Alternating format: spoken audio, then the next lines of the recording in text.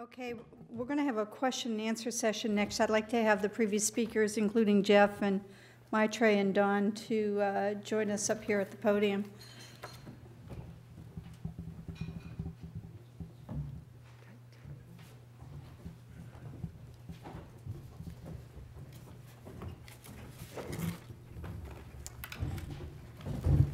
Okay, do I have any questions from the audience right now? Well, while you're thinking, I have a couple to start off with. This one's for Dawn. Thought I'd start with you. As you pointed out, the dose index registry is currently a voluntary process. Is the FDA considering making this a mandatory process? And does the FDA even have the authority to make this a mandatory process? I'll answer the second one first. We don't. Okay. And then as a follow-up to that, how would the FDA encourage more widespread participation?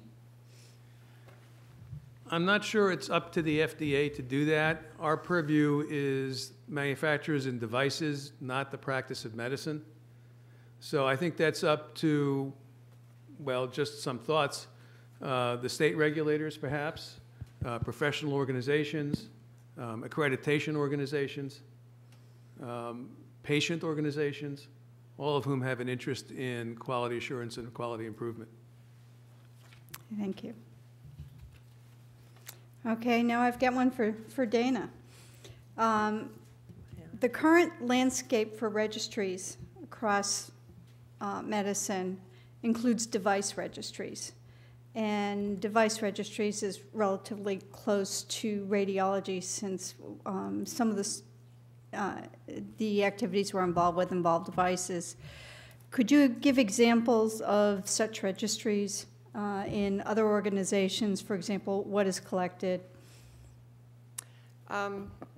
Perhaps.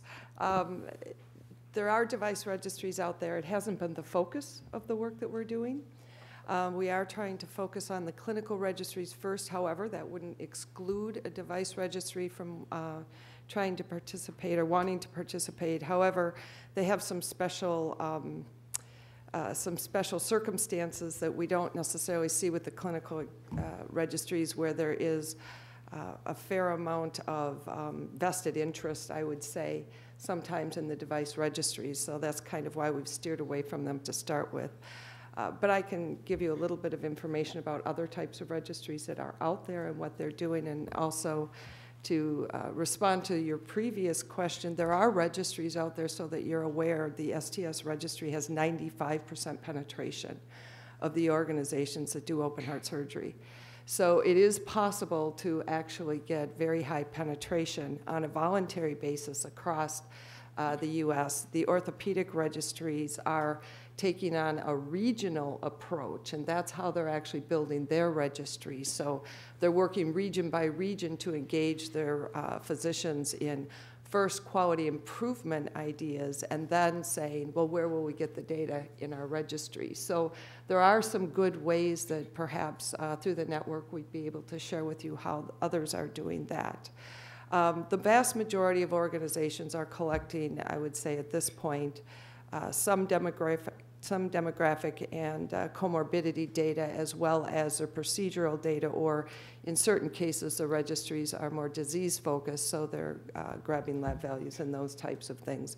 There are very few that are doing longitudinal work at this point, and the other thing that we've heard from many of them is that they would like to get into that area where they can look at trends over time.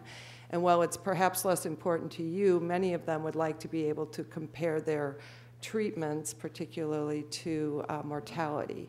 And so one of the things when I talked about shared services is there are national databases that many of the organizations, the registry organizations, would like to be able to link to. So the Social Security Death Index database, for example.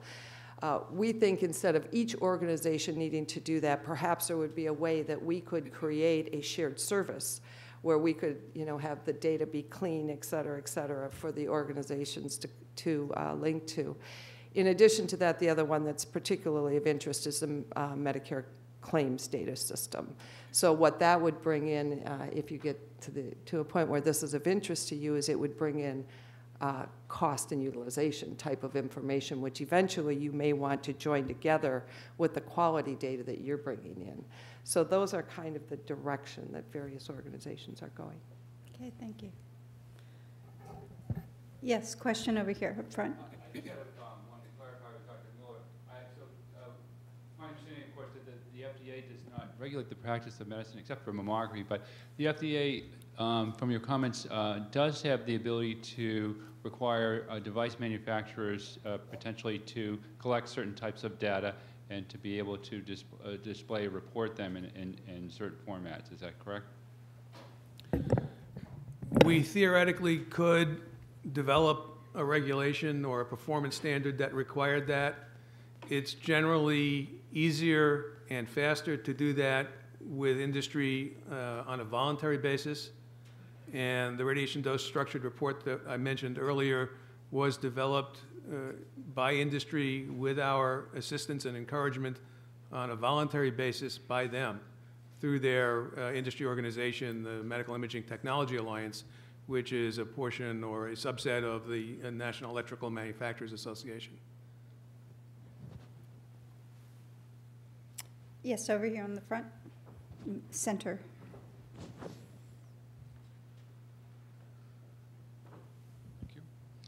Yeah, continuing on that question, does it also include the inconsistencies between outputs of the equipment of various manufacturers?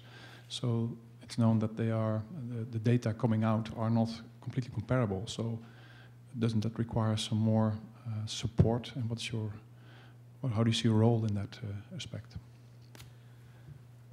The structured report is a DICOM object that's developed by industry and reports relatively basic information. For CT, for example, slice thickness, table motion, KV, MA, whether or not current modulation is employed, that sort of thing. And the idea is to make these data available in publicly available fields rather than proprietary fields so that software such as the ACRs can read it easily and use that information. There's probably additional information, I'm certain there's additional information in proprietary fields that's not directly available through the structured report, but I'm not sure specifically what you're talking about. Okay, Along that same line of comparable data, is there a check system to make up for those that may not be complying with the RADLEX playbook and the machines, the vendors, the practices may call? They may combine chest, abdomen, pelvis versus abdomen and pelvis. Sometimes they throw in a neck. I think you know where I'm going with that. Is there a check system or something?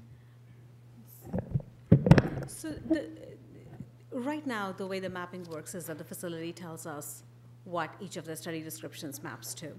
And the RADLEX playbook folks have been really working very well with us in responding to what our facilities need. So there is the structure that the facilities map to, and we did a one-time mapping of all the facility names in one pass, kind of as a check to make sure it was being done consistently. And our partner RadMaps did that for us. And going forward, what we anticipate is as we learn more about how facilities do things differently with the way they split their chest, abdomen, pelvis protocols and so on, we might be able to get more granular descriptions out of RADLEX for the performables. So right now we've been grouping all of these in terms of the way the exam was ordered.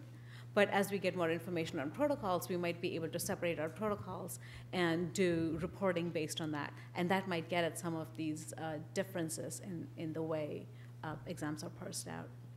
Okay, and we're kind of new at it ourselves, so is there, before your first semi-annual, some way of calling Laura or yourself and saying, hey, how are we doing? Did you see that chest, abdomen, pelvis was actually including in that? Yeah, so the way the process works is you start submitting data, and once we have a few months of data, we'll prompt you and say, we see all of these study descriptions. Could you please help us map it? So if there are exams that are already in our database because you call it something off of a drop-down list that we've seen already, we will have a suggested RADLEX playbook term. But for others where we don't know what's happening, we'll let you know that we have these exams that we don't understand, and somebody from your facility will go through and either pick a playbook ID that they think matches, or pick predicates and say these are the body parts and so on.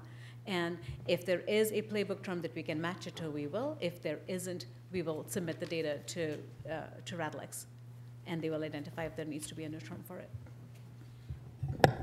Just to clarify, that mapping is not done in the CT scanner. It's done after the structured report is sent to the freestanding computer that's running the ACR software.